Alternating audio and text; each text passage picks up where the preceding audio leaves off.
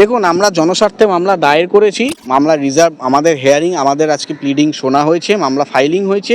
Total 3টে জনস্বার্থ মামলা ফাইল হয়, তার মধ্যে আমাদেরও একটা আছে। তো তার ভিত্তিতে আজকে আমাদের ব্রিফিং শোনা হয়েছে। চোর মমতার রাজত্বে সেটা আমাদের পশ্চিমবঙ্গবাসী হিসেবে ভাবার সময় এসেছে। তখন ক্রীড়ামন্ত্রীটার নাম ছিল সুভাষ চক্রবর্তী, ঘটনাচক্রে এখন ক্রীড়ামন্ত্রীটার নাম হচ্ছে রাজ্যের অপদার্থ ক্রীড়ামন্ত্রী অরূপ বিশ্বাস। ক্রীড়ামন্ত্রী মানুষের ফের এবং সরকারের ফেরের জন্য আজকে মেসির কাছে কেন গোটা আর্জেন্টিনা, গোটা বাইরে মানে গোটা বিশ্বের কাছে পশ্চিমবঙ্গের বাঙালির পুরো সম্মান ধুলোয় মিশে গেল। আজকে সাদা নীল হচ্ছে আর্জেন্টিনার ফ্ল্যাগের রং, আর ওই চোর মমতা পায়ের চটি পরে সাদা নীল। গোটা পশ্চিমবঙ্গটাকে সাদা নীল করলেও আর্জেন্টিনার মতো করতে পারেনি। আর আর্জেন্টিনা সহ গোটা বিশ্বের কাছে আজকে ভারতের একটা রাজ্য পশ্চিমবঙ্গ, তার ইমেজ কোথায় গেল? সেই বাঙালির আবেগে মানে হিট করে একটা চূড়ান্ততম প্রতারণা, যেটা রাজ্য সরকারের মানে চৌর্যবৃত্তি, রাজ্য সরকারের লালিত পালিত দুর্নীতির আরেকটা নিদর্শন। সবথেকে বড় কথা, আপনারা যদি মেসির টিকিটটা দেখেন, ওই টিকিটের মধ্যে ওয়ান অফ দ্য স্পন্সরার ছিল সনকা মেডিকেল। এই তার ছবি, যেটা যদি আপনি দেখতে পারবেন কতটা আমি জানি না। এই সনকা মেডিকেল, যেটা আমি যদি একটু জুম করে দেখাই, এখানে যে সনকা মেডিকেলে যে ডিরেক্টর, প্রেজেন্ট দুজন ডিরেক্টর, তপন কুমার পবি, পার্থ পবি, এই হচ্ছে তার ছবি। এটা নিয়ে আমাদের কোনো সমস্যা ছিল না। সমস্যাটা হলো কোথায়? সমস্যাটা হলো প্রিভিয়াস যে ডিরেক্টর ছিল, যার ডিআইএন নাম্বার 030222427, ডিরেক্টর নাম কি বিনয় মিশ্রা।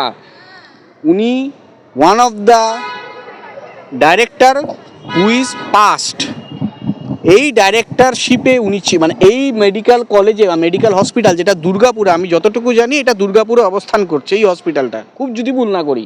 তাহলে এটা যেটা ভাইপো গ্যাংয়ের মানে সাঁকরেদ, সে স্পন্সার করছে সরকারি একটা প্রোগ্রামে, যেখানে তার টিকিটটাও বিক্রি হচ্ছে অশোক স্তম্ভ দেওয়া টিকিট।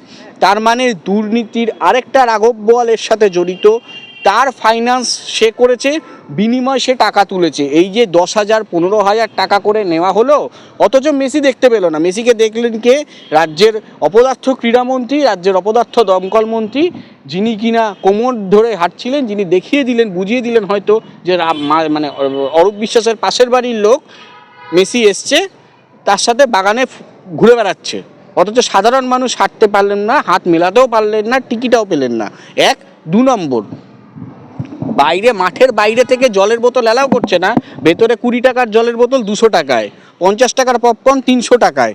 এই যে একটা দুর্নীতি, এই যে একটা কারাপশান হিউজ লেভেলে, মাস লেভেলে, এবং যারা এগুলো বিক্রি করছে তাদেরও ফান্ডিং করতে হয়েছে তৃণমূল শিবিরে। যদি না করতে তো তারা স্টেডিয়ামের ভিতরে ঢুকে জলের বোতল বিক্রি করতে পারতেন না। আমরা যারা খেলার প্রেমী মানুষ, আমরা যতবার স্টেডিয়ামে যাই ততবার খেলায় ওখানে জলের পাউচ বিক্রি হয়, বোতল নয়।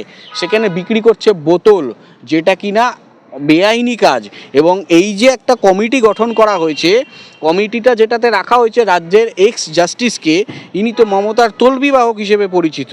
এই জন্য আমাদের জনস্বার্থ মামলা আমরা করেছি আজকে দায়ের, যে কোর্টের মনিটরিংয়ে এই তদন্ত করা হোক এবং এসআইটি কোর্ট মনিটরিং করা হোক, এসআইটি গঠন করে দেওয়া হোক, এবং প্রয়োজনে ঘটনার পূর্ণাঙ্গ তদন্ত সিবিআইয়ের হাতে হ্যান্ডওভার করা হোক, রাজ্য প্রশাসনের কাছ থেকে সরিয়ে নিয়ে। কারণ আমরা বিগত দিনে রাজ্য প্রশাসনের যেটা দেখে এসেছি, যেটা একাধিক দুর্নীতির তদন্ত করতে গেছে রাজ্য প্রশাসন, কিন্তু সেই দুর্নীতির সাথেই পরোক্ষভাবে প্রত্যক্ষভাবে জড়িত রাজ্য প্রশাসন।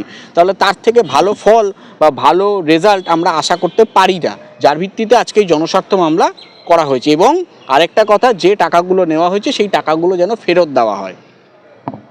স্যার, এসআইআর পরে মুখ্যমন্ত্রী আবার বলছে আমি এনআরসি হতে দেব না এই রাজ্যে, আপনি এই নিয়ে কি বলবেন? উনি তো বলেছিলেন যে আমার প্রাণ থাকতে উনি এসআইআর হতে দেবেন না। তাহলে এসআইআর হয়ে গেল, তাহলে ওনার ডেথ সার্টিফিকেট কোথায়? প্রথম প্রশ্ন। দ্বিতীয় প্রশ্ন, যদি উনি এসআইআর না হতে দেন, তাহলে এসআইআর হওয়ার 1.5 মাস আগে থেকে 80 জন প্রাইমারি টিচারকে ইলেকশন কমিশনে পাঠালেন কেন? তাদেরকে তো সার্কুলার করে পাঠানো হয়েছে, এবং রাজ্য সরকারের অধীনস্থ প্রাথমিক শিক্ষক পরিষদের থেকে সার্কুলার হয়েছে, তার মানে তার শিক্ষা দপ্তর, তার অধীনস্থ শিক্ষা দপ্তর।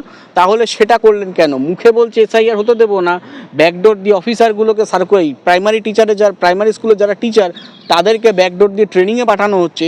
এটা মানুষের সাথে যে দ্বিচারিতা হচ্ছে, মানুষ আজকে সেটা পরিষ্কার বুঝতে পারছে, এবং বুঝতে পারছে বলেই ওর 15 বছরে প্রথমবার কালকে দেখেছেন যখন যেদিন মেসি এসেছিল গাড়ি অর্ধেক রাস্তা থেকে তাকে ঘুরিয়ে পালাতে হয়েছে, কারণ জনরোষের সামনে দাঁড়াতে, প্রশ্নের মুখোমুখি দাঁড়াতে এবং বিচারের মুখোমুখি বা জুডিশিয়ারি সিস্টেমের মুখোমুখি দাঁড়াতে চোর মমতা ভয় পায়।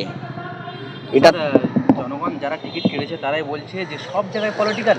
যেখানে মানুষ টিকিট কেটে মেসিকে দেখতে গিয়েছে সেখানে দেখতে পাচ্ছে রাজ্যের নেতা যারা রয়েছে তারা চারিদিকে মেসি চারিদিকে ঘিরে, অথচ তারা টিকিট কাটেনি, আর যারা টিকিট কেটেছে তারা দেখতে পায়নি।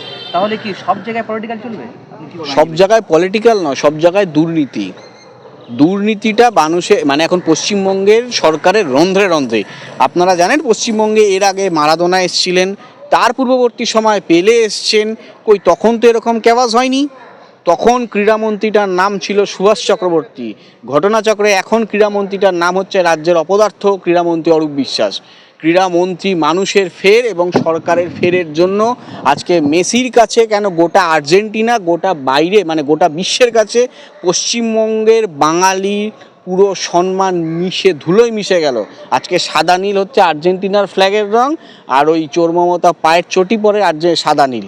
গোটা পশ্চিমবঙ্গটাকে সাদা নীল করলেও আর্জেন্টিনার মতো করতে পারেনি। আর আর্জেন্টিনা সহ গোটা বিশ্বের কাছে আজকে ভারতের একটা রাজ্য পশ্চিমবঙ্গ, তার ইমেজ কোথায় গেল আজকে এই মমতা, এই চোর মমতার রাজত্বে, সেটা আমাদের পশ্চিমবঙ্গবাসী হিসেবে ভাবার সময় এসেছে। তাহলে কি যারা টিকিট কেটেছে তাদের টাকা কি ফেরত দেওয়া হবে? দেখুন, আমরা জনস্বার্থে মামলা দায়ের করেছি এবং মামলার পরবর্তী শুনানির ডেট এই মুহূর্তে ধার্য করা হয়নি। মামলা রিজার্ভ, আমাদের হেয়ারিং, আমাদের আজকে প্লিডিং শোনা হয়েছে, মামলা ফাইলিং হয়েছে। টোটাল 3টে জনস্বার্থ মামলা ফাইল হয়, তার মধ্যে আমাদেরও একটা আছে। তো তার ভিত্তিতে আজকে আমাদের ব্রিফিং শোনা হয়েছে, পরবর্তী সময় যেটা আপডেট আসবে সেটা আপনাদেরকে জানিয়ে দেওয়া হবে।